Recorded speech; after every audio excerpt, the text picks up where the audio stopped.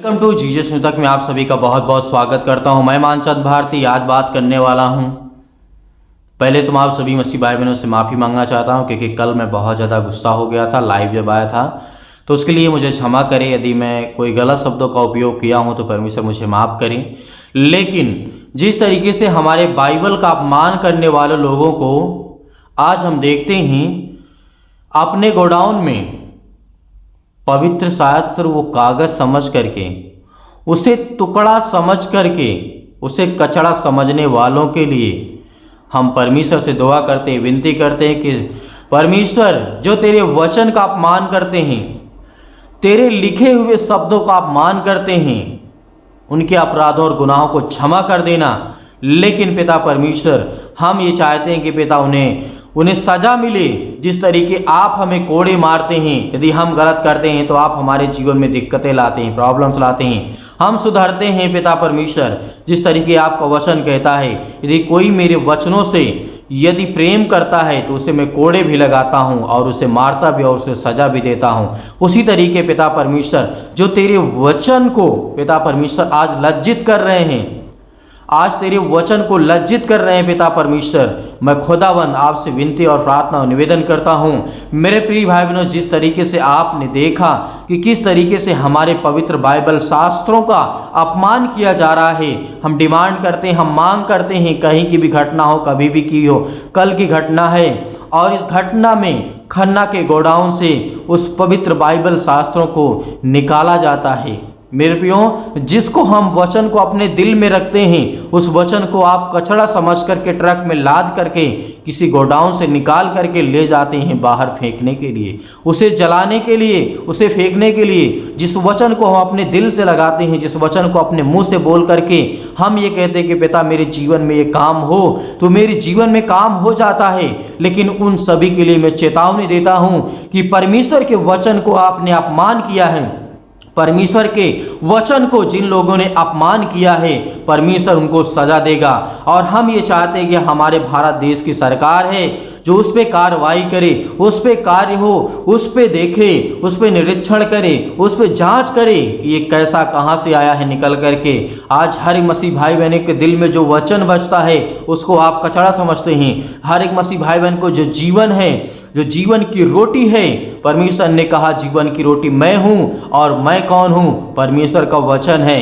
तो इसीलिए मेरे प्रियो, आज इस वीडियो को इतना शेयर करें, इतना ज़्यादा शेयर करें कि हर एक व्यक्ति तक पहुँचे।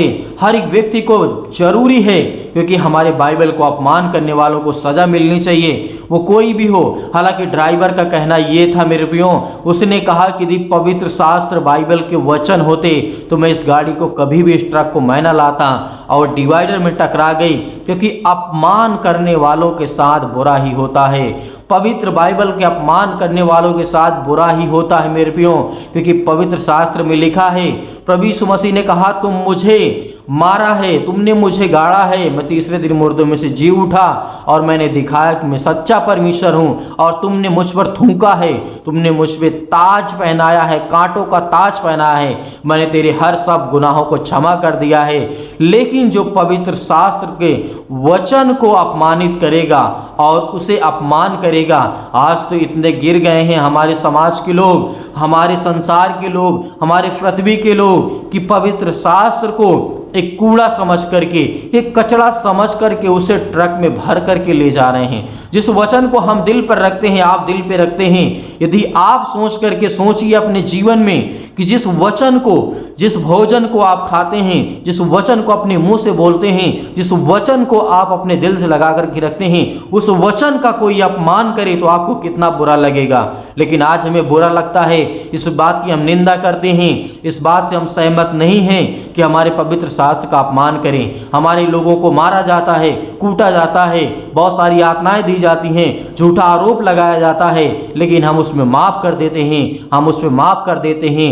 लेकिन पवित्र शास्त्र के खिलाफ जो भी शब्द उठेंगे, जो अपमान करेगा, हम उसको कभी भी नहीं क्षमा करेंगे। परमेश्वर का वचन कहता है उनको सज़ा मिलेगी। और हमारा कानून जो है, कानून व्यवस्था है, वहाँ की पुलिस प्रशासन है, जहाँ पर ये घटना घटी है वहाँ से नम्र और निवेदन है इसकी जांच की जाए किसके गोडाउन से, ये बाइबल शास्त्र कहाँ से आया, और इतने सारे वचन के पुस्तक जो बाइबल हैं वो कहाँ से आया, और इतने सारे टुकड़े इकट्ठे कहाँ से हुए, इसकी जांच हो। हम ये मांग करते हैं, क्रिश्चियन समुदाय के लोग, मसीह लोग, परमेश्वर के वचन के चलने वाले लोग, विश्वासी लोग आज मांग करते हैं कि हमारी मांगों को देखें और सरकार तक और अमित शाह तक इस वीडियो को ज़्यादा से ज़्यादा शेयर करें। और अमित शाह जो गृह मंत्री, होम मिनिस्टर हैं, हम उनसे नम्र और निवेदन करते हैं कि आप इस चीज़ को देख रेख करें, क्योंकि आपके अंडर में हर एक चीज़ वो आती है जो आप लॉ एंड ऑर्डर को संभाल सकते हैं, जो आप हर एक चीज़ों को संभाल सकते हैं, कहाँ पे क्या हो रहा है, आप हर एक कंडीशन को जानते हैं, लेकिन आप नहीं देखेंगे, आप हमारे मसीह समाज को नहीं देखेंगे, क्योंकि आप कट्टर हिंदू हैं, आप कट्टर हिंदू हैं। इसीलिए मेरे प्रियो, जो हमारे बाइबल का अपमान करता है उसे हम अपमानित नहीं करेंगे।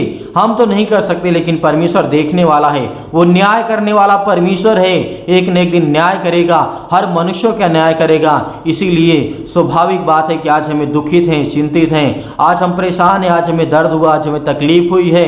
इसके लिए हम परमेश्वर से दुआ करते हैं कि हे परमेश्वर, हे सृष्टि के कर्ता धर्ता, जो तेरे वचन को अपमान करते हैं, पिता परमेश्वर तू उसे देख पिता परमेश्वर, से कौन सजा तू देना चाहता उसे दे पिता परमेश्वर। हम उसके, हमारे पास अधिकार नहीं है पिता परमेश्वर कि हम किसी को सजा दे सकें, किसी को गलत साबित कर सकें, किसी को भला और बुरा कह सकें। भला तो कहते हैं, लेकिन हम अपने मुंह से बुरे शब्दों का इस्तेमाल बिल्कुल भी नहीं करते हैं।